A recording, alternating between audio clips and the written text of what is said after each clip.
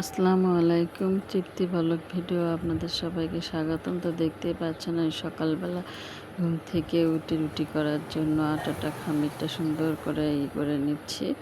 এখন আমি রুটি বানাবো। তো আমার পরিবারে আমার ছেলে মেয়ে ৩ জন আর আমি একা একজন। এই ৪ জনের জন্য ছোটো বাবু তো খাবেই না, আমাদের ৩ জনের জন্য মোট ৬টা রুটি বানাবো। এর থেকে যদি ১-২-১টা বেশি হয় তো সেটাও থেকে যাবে, সেটা পরবর্তীতে খাবো। তো দেখতেই পাচ্ছেন আমি ছোটো ছোটো করে গোল গোল করে যে কয়েকজন আমরা সেভাবে ভাগ ভাগ করে নিচ্ছি।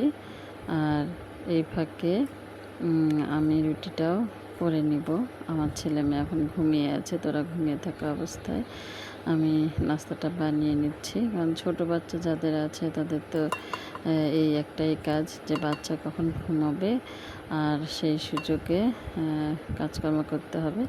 তো দেখতেই পাচ্ছেন আমি সকালবেলা রুটি বানাচ্ছি। তো অনেকে রুটিটা বানানো অনেক ঝামেলা মনে করে, আর আমরা যেহেতু সকালবেলা রুটি খাই, অন্য কিছু খেতে পারি না, তাই কষ্ট হলেও রুটিটা বানাতে হবে।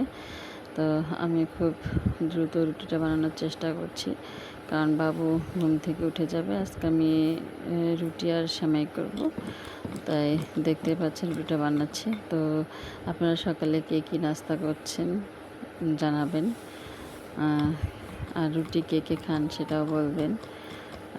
দেখতে পাচ্ছেন আমি রুটিটা সুন্দর করে গোল করে বানিয়ে নিচ্ছি খুব দ্রুত। আর রুটি সাধারণত সকালবেলা খাওয়া অনেক ভালো, বিশেষ করে ডায়াবেটিক্স রোগীরা যারা আছে তারা কিন্তু চাইলে এভাবে ১ কাপ চা দিয়ে রুটি খেতে পারেন। দেখতেই পাচ্ছেন আমি সবগুলো রুটি সুন্দর করে বানিয়ে নিয়েছি। এরপর দেখে আমার বাবু ঘুম থেকে উঠেছে।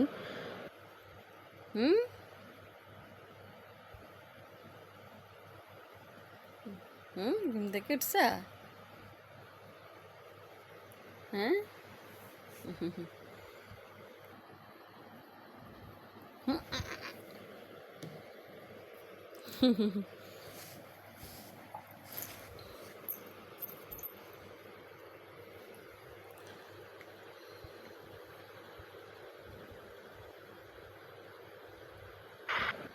তো আমি সেটা কথা বলতেছি, ওর হাতে একটা চিরুনি ছিল, আমি চিরুনি চুল আঁচড়ায় চিরুনিটা ভুলে ওখানে রেখেছিলাম। তো এখন ওর একটা হোমিওপ্যাথি ওষুধ ছিল, সেটা দিয়ে দিলাম। ওইটা নেওয়ার জন্য খুব চেষ্টা করছে। দেখতেই পাচ্ছেন ঘুম থেকে উঠেই মানে সে এখন খেলা শুরু করে দিবে, দুষ্টামি শুরু করে দিবে।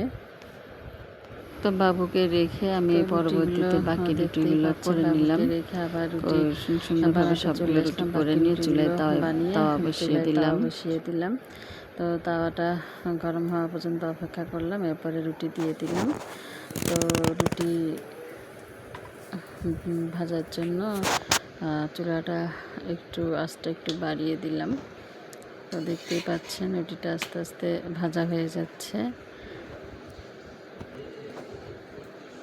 মানে একটু একটু ফুলছে রুটিটা আমার। আর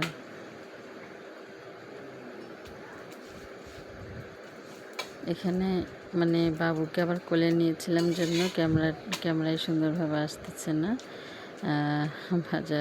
পরবর্তীতে আমি বাবুকে রেখে আবার আসি রুটিটা ভাজার জন্য। তো আপনারা দেখতেই থাকুন। বাবু আমার কোলে ছিল জন্য তো ভিডিওটা সুন্দরভাবে এদিকে আসেনি। তো এরপরে আমি বাবুকে রেখে আসলাম, আর বাবুকে রেখে এসে আবার ভিডিও শুরু করে দিলাম। তো দেখতে পাচ্ছেন রুটিটা সুন্দরভাবে ভাজা হয়ে গেছে। তো এইভাবে প্রত্যেকটা রুটি ভেজে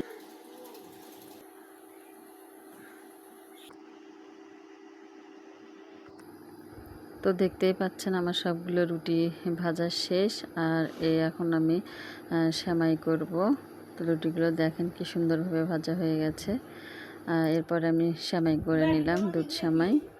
তো এখন সেমাই আর রুটি দিয়ে আমি আমার সকালের নাস্তাটা শেষ করলাম খুব ভালোভাবে। তো আপনারা কে কী নাস্তা করেছেন অবশ্যই জানাবেন। রুটি দিয়ে সেমাই দিয়ে খেতে বেশ ভালোই লাগে। অনেকে আলু ভাজি, ডিম ভাজি যার যেটা পছন্দ খেতে পারেন। তো এরপর আমি এসেছি দুপুরের জন্য তেলাপিয়া মাছ নিয়েছি। দেখতে পাচ্ছেন মাছগুলো আমি সুন্দরভাবে ধুয়ে নিয়েছি। এরপরে জিরা বাটা, কাঁচামরিচ বাটা, পেঁয়াজ বাটা, হলুদ, লবণ, মহরি গুঁড়ো সব সুন্দরভাবে কষিয়ে নিচ্ছি দুপুরে রান্নার জন্য। তো সুন্দরভাবে কষিয়ে নিয়ে এরপরে মাছগুলো দিয়ে দেব। আজকে মাছটা আমি কাঁচা কষিয়ে জালি কুমড়া দিয়ে রান্না করব। তো মশলা কষানো শেষ, এরপরে মাছগুলো দিয়ে দিলাম। তো মাছগুলো দিয়ে সুন্দরভাবে কষিয়ে নিচ্ছি। তো দেখতেই পাচ্ছেন একটা জালি কুমড়া, তো এটা আমার বড় আম্মু দিয়েছে।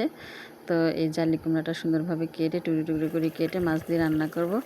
তো মাছগুলো আমার কষানো শেষ, এরপরে জালি কুমড়া কেটে ধুয়ে নিলাম, নিয়ে মাছের উপরে দিয়ে দিলাম, দিয়ে সুন্দরভাবে কষিয়ে ঝোল দিয়ে রান্না করে ফেললাম।